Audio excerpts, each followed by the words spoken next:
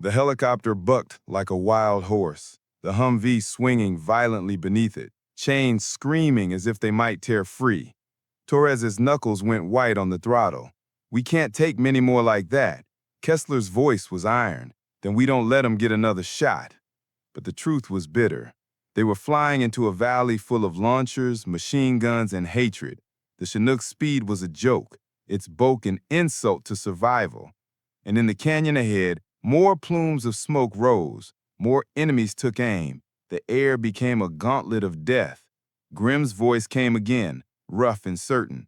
"If we lose this bird, Commander Harlow's men are gone. Mission's gone. Everything is gone." The Humvee rattled beneath them, bullets sparking off its armor as enemy fire raked the sky. The Chinook was running out of luck, running out of sky. Then, just as despair edged into inevitability, a sound cut through the chaos. Low, metallic, primal. Not the rhythmic thunder of rotors, but something harsher. The growl of a predator no one expected. Therese froze, her eyes narrowing. "Wait, do you hear that?" Kessler's chest tightened. He knew the sound. Everyone who'd ever been near a battlefield knew the sound. The sound of a warthog. The growl began as a vibration in the ribs, a metallic thunder that rolled across the valley floor before anyone could see its source. For an instant, the battlefield went still.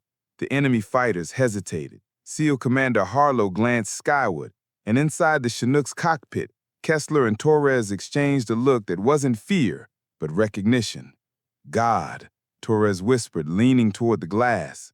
"It's her," Grimm muttered in the rear, and though he hadn't yet seen the plane, the grim certainty in his tone said he knew what was coming. The sound grew louder, filling the canyon like the roar of a beast hunting in its natural domain. Then, with the flash of sunlight on steel, it appeared, a gray specter with shark teeth painted on its nose, low and fast, hugging the ridgeline as though the earth itself had birthed it. The A-10 Warthog. The soldiers on the ridges opened fire wildly, tracers stitching the air, but the Warthog didn't flinch. It slid sideways, dipping a wing toward the valley floor, and then came the scream, the brrrr that ended wars and haunted survivors for decades. The BRRT Galway Avenger cannon tore open the rock face, shattering the ambush in a storm of depleted uranium rounds. Fighters scattered, some diving behind boulders, others simply disappearing in the chaos. In the Chinook, the world shook with the cannon's voice. The Humvee swung but held steady as Kessler fought to keep altitude. Torres grinned despite herself, a savage, brief thing that broke through the tension.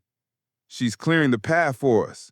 "Hold her steady," Kessler barked, but there was steel in his voice now, not defeat. On the canyon floor, Commander Harlow and his SEALs rose from cover, their heads craned toward the sky. The helicopter bucked like a wild horse, the Humvee swinging violently beneath it, chains screaming as if they might tear free. Torres's knuckles went white on the throttle. "We can't take many more like that." Kessler's voice was iron. "Then we don't let 'em get another shot." But the truth was bitter. They were flying into a valley full of launchers, machine guns, and hatred. The Chinook's speed was a joke, its bulk an insult to survival. And in the canyon ahead, more plumes of smoke rose, more enemies took aim. The air became a gauntlet of death. Grimm's voice came again, rough and certain. "If we lose this bird, Commander Harlow's men are gone. Mission's gone. Everything is gone."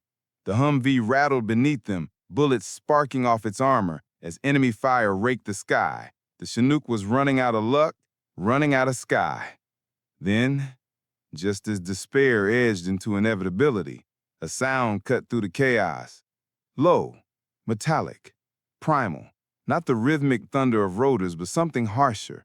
The growl of a predator no one expected. Therese froze, her eyes narrowing. "Wait, do you hear that?" Kessler's chest tightened. He knew the sound. Everyone who'd ever been near a battlefield knew the sound. The sound of a warthog. The growl began as a vibration in the ribs, a metallic thunder that rolled across the valley floor before anyone could see its source. For an instant, the battlefield went still. The enemy fighters hesitated. SEAL Commander Harlow glanced skyward, and inside the Chinook's cockpit, Kessler and Torres exchanged a look that wasn't fear, but recognition. God, Torres whispered, leaning toward the glass. It's her, Grim muttered in the rear, and though he hadn't yet seen the plane, the grim certainty in his tone said he knew what was coming. The sound grew louder, filling the canyon like the roar of a beast hunting in its natural domain. Then, with the flash of sunlight on steel, it appeared, a gray specter with shark teeth painted on its nose, low and fast, hugging the ridgeline as though the earth itself had birthed it. The A-10 Warthog. The soldiers on the ridges opened fire wildly, tracers stitching the air, but the Warthog didn't flinch. It slid sideways, dipping a wing toward the valley floor, and then came the scream, the brrrr that ended wars and haunted survivors for decades. The BRRT Galway Avenger cannon tore open the rock face, shattering the ambush in a storm of depleted uranium rounds. Fighters scattered, some diving behind boulders, others simply disappearing in the chaos. In the Chinook, the world shook with the cannon's voice. The Humvee swung but held steady as Kessler fought to keep altitude. Torres grinned despite herself, a savage, brief thing that broke through the tension. She's clearing the path for us. Hold her steady, Kessler barked, but there was steel in his voice now, not defeat. On the canyon floor, Commander Harlow and his SEALs rose from cover, their heads craned toward the sky. They had been seconds from annihilation, but now they watched in awe as the A-10 carved salvation from stone. Harlow keyed his radio, voice ragged. "Whoever you are up there, keep doing it." The Warthog answered with fire. It swooped low, engines howling, the shark mouth grinning as though mocking the enemy. Rockets tore from its wings, striking the ridgeline where a nest of launchers had set up. The explosion rolled through the canyon, dust clouds blooming but not thick enough to hide the truth. The ambush was broken. Enemy fighters tried to regroup, shouting, dragging their weapons into new positions, but the Warthog didn't give them time. A turn so sharp it seemed impossible, and it came around again, guns hammering, wings slicing the air inches above the stone. The enemy had chosen their target poorly. They thought the Chinook was prey. They had not counted on a hunter being unleashed in the valley. Inside the cockpit, Torres shook her head, disbelief mingling with adrenaline. "I thought she was just a ghost story." Kessler allowed himself the barest nod. "Not a story. Not anymore." They didn't say her name, not yet. But all three crew members knew it. A call sign whispered in debriefs, rumors carried between squadrons, always dismissed as myth, until now. Below, the Chinook lumbered forward, its burden still tearing it apart, but now the valley had shifted. Instead of a killing ground, it was an arena. And in that arena, the A-10 owned the sky. Two enemy fighters, desperate, aimed their launchers straight at the Chinook, ignoring the Warthog for the chance at a prize. The missiles streaked upward, smoke trails curling. For a heartbeat, Kessler thought it was over, but the Warthog was faster. It cut across their angle, its cannon vomiting fire, shredding the launchers before the second rocket even left the tube. The explosion consumed them, and the Humvee below swung violently as the blast wave rolled through. Yet the Chinook stayed airborne. Grim's laughter crackled through the intercom, dark and disbelieving. "She's not saving us, she's hunting them." The SEALs on the ground began to chant over the radio, voices ragged with exhaustion, but lit with new fire. "Warthog! Warthog! Warthog!" No one knew her name, not yet. But every man in that canyon, friend and foe alike, would remember the sound she carried with her. The Chinook pushed deeper, 1 mile closer to Echo Team, 1 mile closer to survival. But the enemy wasn't finished, and neither was she. The sky above the valley had chosen sides. The valley stretched ahead like a scar carved into the earth, jagged cliffs rising on either side, the perfect place to kill a bird too heavy to maneuver. For a moment, the SEALs on the ground dared to believe they might live. watching the Warthog tear the ambush apart in thunder and fire. But battles never end in one strike. And the enemy here was nothing if not patient. Kessler wrestled the controls, feeling every ounce of strain as the Chinook dragged its burden through the air. The Humvee swayed beneath like a pendulum of steel and death, threatening to drag the entire machine down with it. Torres's eyes flicked between the gauges and the ridge lines, sweat streaming down her cheek, jaw clenched until it hurt. In the back, Grim barked coordinates into his headset, trying to keep track of where the next threat would come from. The relief brought by the A-10 was fleeting. As the smoke cleared from the ridges, new figures emerged from deeper ravines and caves, fighters carrying heavier equipment. Not the haphazard ambush teams the Warthog had just shredded. These were the reserves, the hidden teeth of the trap. They had waited for the first exchange, and now they brought out weapons meant for killing giants. "Multiple contacts," Grim shouted. "South Ridge, moving fast. They've got tubes, heavy ones." Torres squinted through the glare. For a heartbeat, she thought they were just men scrambling into position. Then she saw the outlines. God, they're bringing up manpads. Surface-to-air missiles. Portable death. A Chinook couldn't dodge one, not with a Humvee chained to its belly. Even if the bird somehow lived through one hit, it would never stay airborne through two. "Brace for hell," Kessler muttered, pulling the Chinook higher, trying to buy altitude, but the load dragged him back down, cables straining as though begging to snap. The heavy-lift bird wasn't designed for grace. It was a target, fat and slow. The enemy launched. Twin smoke trails rose from the ridge, white claws reaching for the sky. The crew's world shrank into alarm screaming and the gut-wrenching certainty of death incoming. But then she came again. The A-10 dropped into the valley like a phantom, banking so low its wings nearly kissed the stone. The roar of its engines drowned even the Chinook's thunder. With predatory precision, the Warthog cut across the missile trails, flares streaming from its belly in brilliant blossoms of fire. The missiles swerved, confused, their guidance twisted by the countermeasures. One detonated harmlessly against the cliffs. The other spiraled off into the open desert. In the Chinook cockpit, Torres exhaled so hard it was nearly a sob. "She's flying inside the canyon. That's suicide." But Kessler's voice was steady, almost reverent. "No, that's mastery." On the ground, Commander Harlow and his SEALs were pinned flat, watching the sky explode in flares and cannon fire. For men who'd resigned themselves to dying dry in the dirt, hope was a dangerous thing. But as the Warthog screamed overhead, its shark mouth snarling, hope began to feel real again. The enemy wasn't broken, not yet.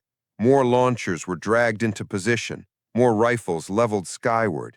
It was a swarm, an entire hive awakened and desperate to bring down the behemoth carrying salvation above them. The Chinook shuddered as tracers ripped past, rounds smashing into its armor, punching holes in the fuselage.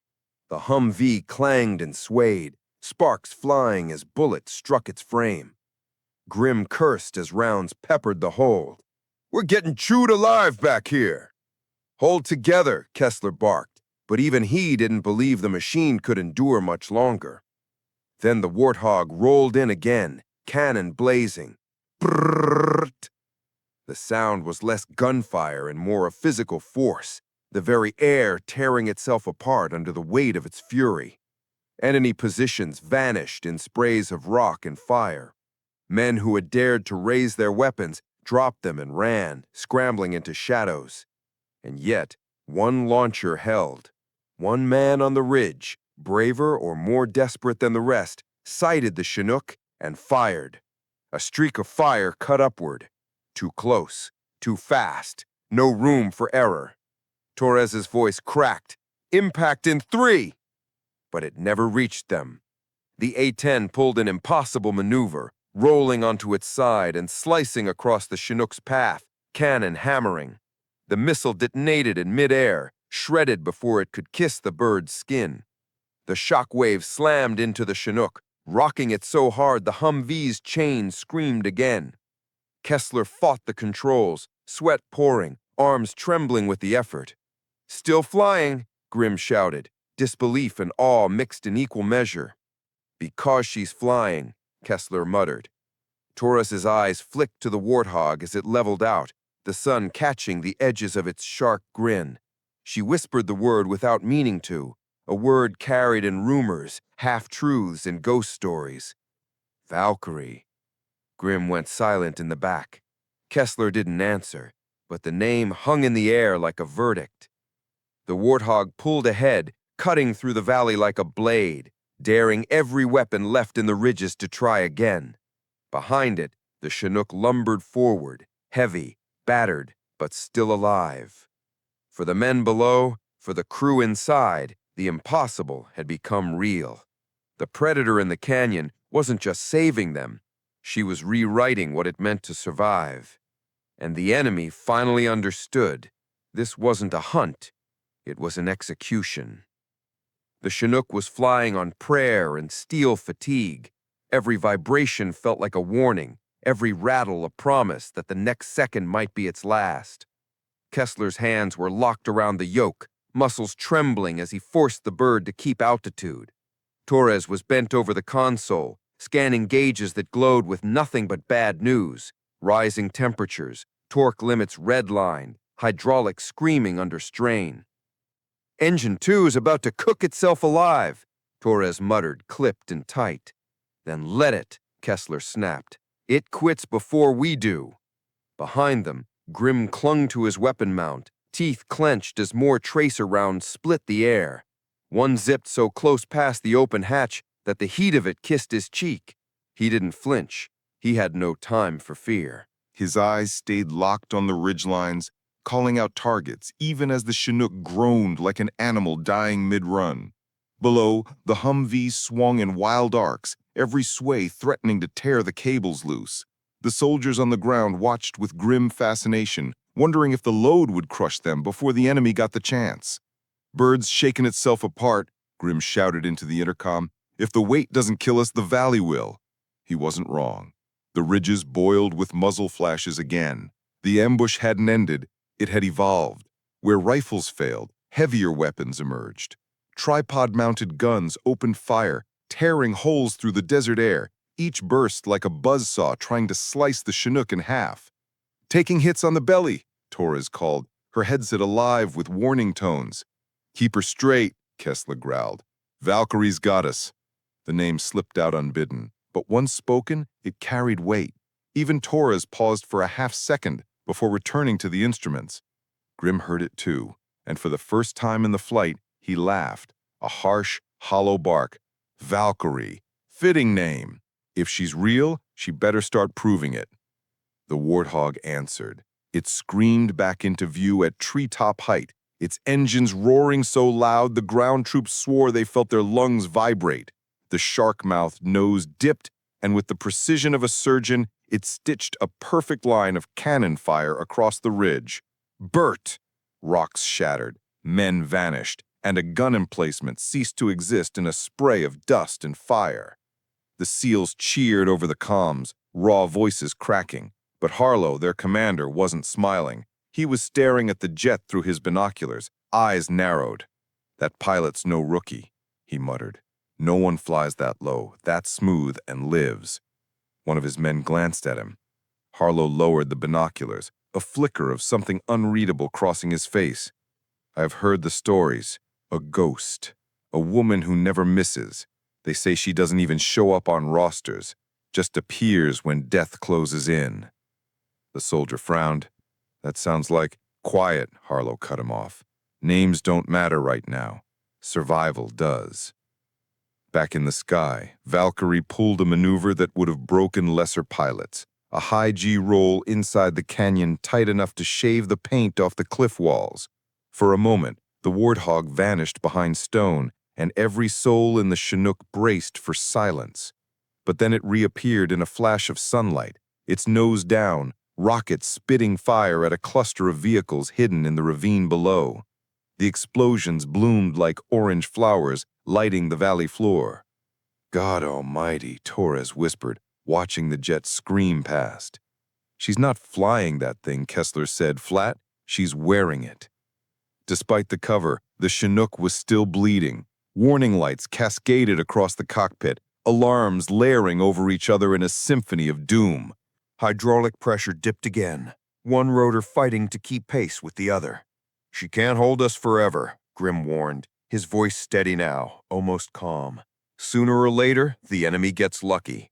"Not if we get lucky first," Kessler shot back, but his eyes betrayed the truth. They were running out of sky. The enemy regrouped yet again. Further down the valley, hidden positions opened fire with everything they had left. The Chinook lumbered into a curtain of tracers. The air lit up like a storm of red stars. Bullets slammed into its skin, puncturing panels, chewing through the tail. A round tore across the cockpit glass, spider-webbing the canopy. "We're hit," Torres shouted. "I know," Kessler roared back, wrestling the bird. The Humvee lurched dangerously, one chain snapping taut with a metallic crack that shook the entire airframe.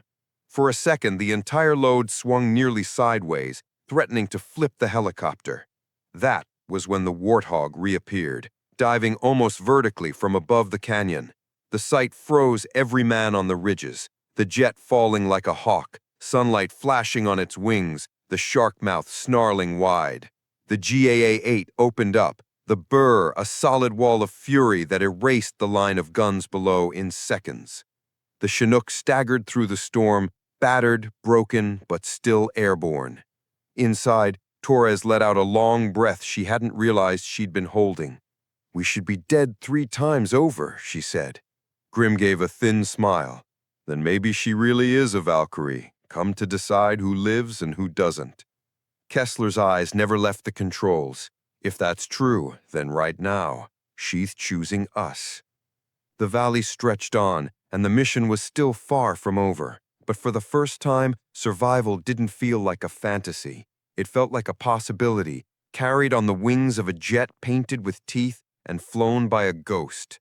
And somewhere, deep inside, every man who saw her knew legends weren't just stories. They were real.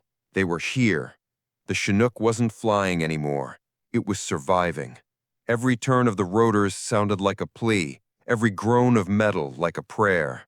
Hydraulic fluid leaked somewhere deep inside the beast, smoke trailing faintly from its exhaust.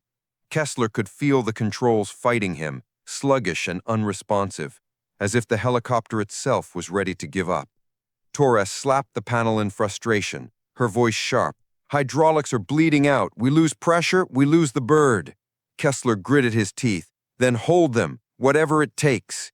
In the rear, Grim crouched low, his weapon mount silent for the moment, eyes on the Humvee swinging beneath it. One chain had stretched too far, its metal links creaking under strain.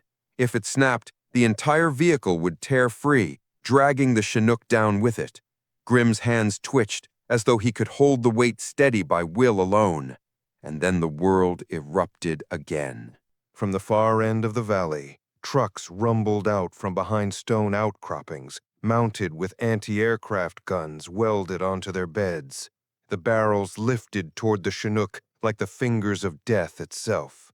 At the same time, fighters rushed along the cliffs, shouldering more launchers, their eyes fixed on the swaying target overhead. "New contacts," Grim barked. "Heavy guns." The first barrage opened fire. The air around the Chinook lit up with tracers, red lines whipping past, some smashing into its frame with brutal force. The fuselage rattled, panels buckling under the impact. A round tore through the cabin wall, showering sparks. Torres ducked instinctively, heart hammering. "We can't take this, not with the load." "We don't have a choice," Kessler snarled, pulling the yoke so hard his shoulders ached. Commander Harlow's voice erupted on the radio, drowned by static and gunfire. "Chinook, you're almost in range, but if you don't make it in the next 3 minutes, we're overrun. Do you copy?" Kessler slammed the transmit button, forcing strength into words he barely believed. "We're coming, Echo, one way or another." The Chinook dropped lower, fighting to maintain stability. Below it, the Humvee twisted violently, chains screeching. The crew knew it. One hit, one unlucky strike, and the machine would unravel. That was when the sound returned. The growl of the Warthog rose from behind the cliffs, a sound not of salvation this time, but of fury. She came screaming down the valley, close enough to shear the tips of the desert scrub. Her nose dipped, the shark mouth grinning wide, and the GAU-8 Avenger sang again. Brrr, brrr, brrr. The first anti-aircraft truck vanished in an explosion of fire and twisted steel. The second tried to turn its gun, but rockets streaked down, detonating the ground beneath it, flipping the vehicle like a toy. Fighters dove for cover, but the cannon followed, cutting them down in lines of molten lead. The valley shook with her wrath. Dust billowed, cliffs cracked, the echoes of her gunfire rolling for miles. It wasn't combat anymore. It was domination. Inside the Chinook, Torres stared, eyes wide with disbelief. She's flying like she doesn't care if she dies. Kessler's voice was low, almost reverent. Maybe she doesn't. On the ground, the SEALs rallied. Inspired by the Warthog's fury, they rose from cover, weapons barking. For the first time in hours, the fight shifted in their favor. Enemy fire slackened as Valkyrie tore through the ranks above, leaving chaos in her wake. But then came the worst sound of all. A piercing alarm shrieked through the Chinook's cockpit. Engine 2 coughed, sputtered, and the gauges plummeted. Torres slammed her fist on the panel. We just lost an engine. The helicopter lurched, dropping 10 feet in an instant, the Humvee swinging wildly. The chains screamed louder. Metal on metal. Kessler fought the yoke with everything he had. Hold together, damn you! The Chinook was falling, its wounded frame unable to bear the weight. Torres shouted into the radio, "Commander, we're not going to make it!" Harlow's reply came ragged but defiant. "You have to. If that Humvee doesn't land, we're done." The valley seemed to close in, cliffs tightening like jaws. The Chinook dipped again, alarms wailing, the desert rushing up beneath it. And then the Warthog made her choice. She dove lower than ever before, screaming down the center of the valley at treetop height. Flares spat from her belly, brilliant bursts of light that blinded every missile tracker in sight. Her cannon opened up again, not in short bursts, but in an unending roar, a continuous scream of metal that carved an entire hillside into rubble.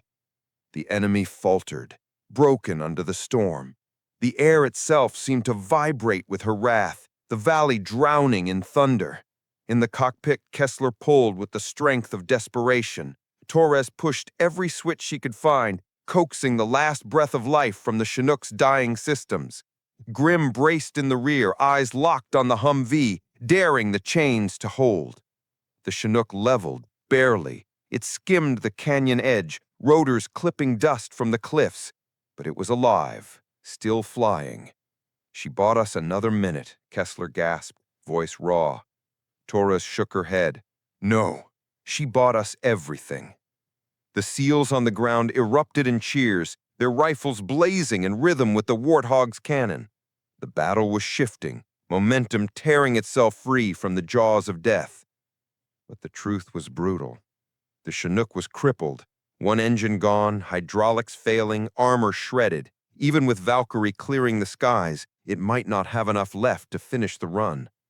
The mission teetered on the edge of collapse, hanging by chains no thicker than faith. And still, the Warthog circled, snarling, daring the enemy to try again. The Chinook was holding itself together through sheer willpower, as if the machine itself understood that letting go meant not only its own destruction, but the death of everyone who depended on it. The cockpit smelled of burning oil and sweat. Warning lights bled red across the panels like angry eyes refusing to close. Kessler's hands had long since gone numb around the yoke, his arms burning with fatigue, but he refused to yield even as every vibration in the frame screamed that the helicopter was seconds from tearing itself apart. Torres leaned forward over her console, scanning gauges that no longer gave her data she trusted. Hydraulics bleeding away, engine temperatures beyond safety margins, torque readings dancing in the red. Grimm's voice carried from the rear, calm and grim as always, as if by refusing to panic he could will the bird to stay aloft. But beneath the floor, the Humvee swung like a demon chained in steel, each lurch straining the cables, each sway daring the Chinook to collapse. The valley had been bad enough already, but now it became a crucible. From the far ridge came the grinding sound of truck engines, then the black muzzles of improvised anti-aircraft guns rising against the sunlight. The first tracer fire came like a storm of angry fireflies, slashing through the sky with lethal precision. The Chinook lurched as rounds tore through its skin, punching holes in the fuselage, sparking against the bulkheads. One round ripped through the cabin wall, spraying molten fragments across Torres's visor. She flinched, ducking low before shoving herself back upright. Grimm shouted that they were being cut open like a tin can, but his voice carried no fear, only the exhaustion of someone who'd seen this exact moment too many times before. Harlow's voice roared across the comms from the ground, his SEAL team still locked in their death grip against the canyon wall. "You've got to get that Humvee here now. We can't hold another 3 minutes without it." The desperation in his tone was raw, the kind of desperation men only spoke with when they already knew their odds had run out. Kessler responded through gritted teeth, promising they were inbound, but he could feel the lie in his own throat. They weren't inbound. They were barely in the air. The enemy was relentless. More figures moved across the ridges, not scattered fighters anymore, but trained crews hauling heavy launchers into place, their silhouettes black against the sun as they readied the kill shot. Torres spotted them through the glare and shouted the words no pilot wanted to hear. "Man pads! South Ridge! They're locking us now!" Kessler tried to climb, tried to haul the Chinook higher, but the weight of the Humvee dragged them back down like an anchor. The alarm screamed as missile locks painted the bird, shrill warnings layered over the endless roar of the engines. The launch came in pairs, white smoke twisting upward like claws. Torres cursed, bracing herself. Grimm shouted into the intercom that this was it. They'd finally met the shot they couldn't dodge. Kessler thought of his crew, of the men waiting below, and he closed his eyes for a single heartbeat. Then came the sound. The Warthog didn't just arrive, it attacked like judgment itself.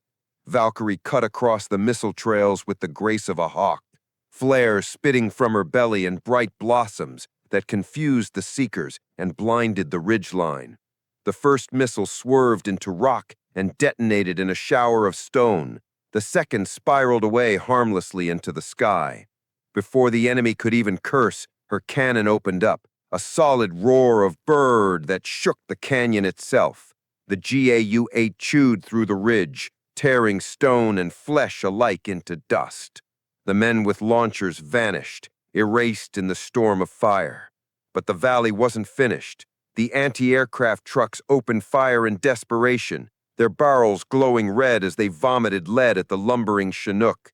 Tracers streaked past the cockpit, punched through the fuselage, and struck the Humvee, ricocheting sparks across its steel.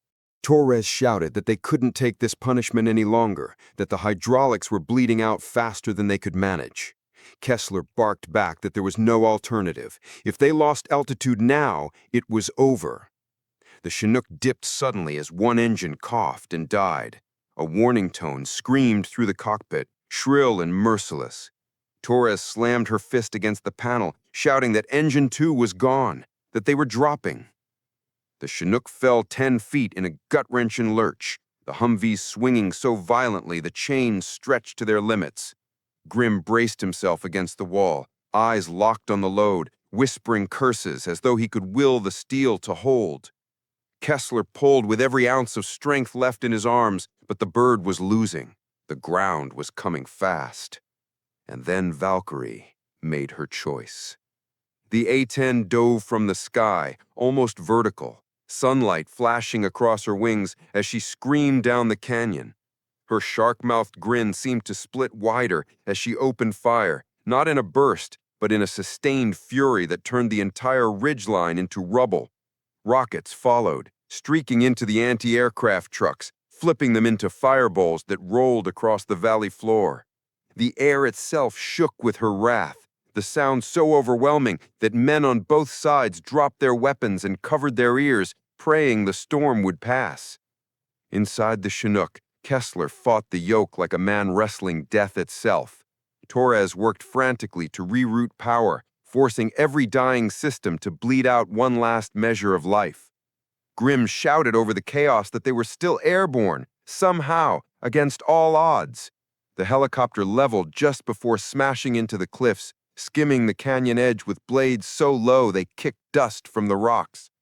"She bought us another minute," Kessler gasped, drenched in sweat, his arms trembling. Torres shook her head, eyes fixed on the jet screaming ahead. "No," she whispered. "She bought us everything." On the ground, the SEALs roared in unison, their rifles firing in rhythm with the Warthog's cannon. The battle had turned, the enemy shattered by fury they could not withstand. For the first time, survival was no longer a fantasy. It was real, carried on the wings of a ghost no one had believed in until this very moment. But the truth was merciless. The Chinook was crippled, one engine gone, hydraulics bleeding out, armor shredded, its fuselage riddled with holes that let the desert sun slash into the cabin. The Humvee beneath still hung by its chains, swaying like a pendulum over hell itself, each movement threatening to rip free. Kessler's knuckles were bone white on the yoke. He felt as if he was holding not a machine, but the beating heart of every man counting on him. Torres sat rigid beside him, headset pressed tight, rerouting power through fried systems, pulling miracles from wires that should have been dead minutes ago. Grimm braced in the back, one hand gripping the hatch, the other holding on to the M240, scanning the ground even though he knew he could not stop what was coming. The canyon began to widen, flattening into the basin, where Commander Harlow and Echo Team had been holding out. Below, the SEALs were pinned behind broken rocks and the wreckage of vehicles, smoke curling into the air as bullets sparked against their cover. They were nearly out of ammunition. The last magazines were being fed into rifles with trembling hands. Survival had been measured in minutes. Now it was measured in seconds. When they saw the Chinook limping toward them, Humvee swinging beneath, a shout went up. It was half disbelief, half prayer. Men who had already prepared to die felt a surge of life they didn't understand. The vehicle was coming. Salvation was coming. But so was the enemy. Because the fighters on the ridges hadn't given up. Far from it. As the Chinook dropped lower, drawing into final approach, the enemy threw everything they had left. Dozens of rifles poured fire into the sky. A last reserve team, hidden until now, appeared on the high ground, dragging another launcher into place. Smoke curled from its mouth as a final missile streaked upward, white against the sun. Torres screamed into the radio, "Missile inbound! We can't dodge it!" Kessler tried anyway, wrenching the yoke, but the Chinook barely responded. The Humvee swung like a hammer, pulling them sideways, threatening to tear the helicopter apart. The alarm streaked. They would not survive this one. But they weren't alone. The valley roared again with the thunder of engines.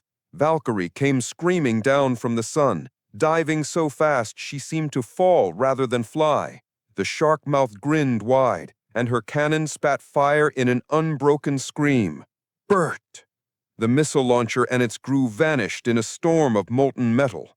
The missile detonated mid-air, close enough that the shockwave rocked the Chinook, but not close enough to kill it. The SEALs on the ground erupted in cheers, voices ragged, weapons raised in salute. They had lived to see another second, another breath. And now the Chinook was almost there. Kessler fought the dying machine down, Torres feeding the last dregs of power into controls that barely answered. The bird sank toward the basin, its shadow stretching across the ground like a specter. The Humvee dragged the helicopter lower, chains screeching. At the last possible moment, Kessler released the load. The vehicle slammed into the dirt, bouncing once before crashing down on its wheels. Dust erupted around it, and the seals surged forward, swarming the machine like drowning men grabbing air. "Load delivered!" Grimm shouted, his voice breaking. The Chinook, lighter now but ruined, clawed its way upward again, struggling to gain altitude. For a moment, it seemed as if the machine might collapse into the earth after all, but somehow it rose, its rotors beating the air in desperate defiance. On the ground, Harlow climbed onto the Humvee, ripping open its hatch, pulling out the mounted weapon system with practiced hands. His voice was raw as he shouted into the radio. "We've got it! We're back in the fight!" Gunfire erupted from the SEALs as they rallied, their voices echoing with rage and gratitude. The tide turned in a single heartbeat. The enemy faltered. Without their heavy weapons, without the chance to bring down the Chinook, their wills shattered. Some fled into the rocks, others simply dropped their arms. The valley was no longer theirs. And through it all, the Warthog circled. Valkyrie made one final pass, low and slow, her engines growling like a warning to anyone still foolish enough to raise a weapon. Dust curled around her wings as she climbed again, disappearing into the horizon as if she had never been there. Inside the Chinook, silence filled the intercom. Only the groaning of the bird and the ragged breaths of its crew remained. Torres slumped back against her seat, hands trembling. Grimm sat heavily in the rear, his weapon slack across his knees. Kessler kept his eyes forward, the yoke still steady in his hands. On the ground, the SEALs stared at the retreating speck of the Warthog, their cheers fading into reverent quiet. One of the younger men asked the question that hung on every lip. "Who the hell was that?" Harlow didn't answer immediately. He watched the sky, the sun catching the last glint of metal before the Warthog vanished entirely. When he finally spoke, his voice was low, almost like a prayer. "Some call her Valkyrie. Others say she's just a ghost. All I know is she shows up when death is certain and leaves before you can thank her." The SEALs fell silent. The battlefield around them was still alive with smoke and ruin, but something had shifted. They had seen a myth made real, a legend carried in wings of steel. High above, the Chinook limped back toward base, battered and broken, but alive. Its crew sat in exhausted silence. The image of that gray jet burned into their minds. And far away, where no one could follow, a lone pilot adjusted her heading, eyes calm, lips set in the faintest trace of something between sorrow and pride. She hadn't come for glory. She hadn't come for recognition. She had come because the valley had been lost until she screamed through it. And just like that, she was gone.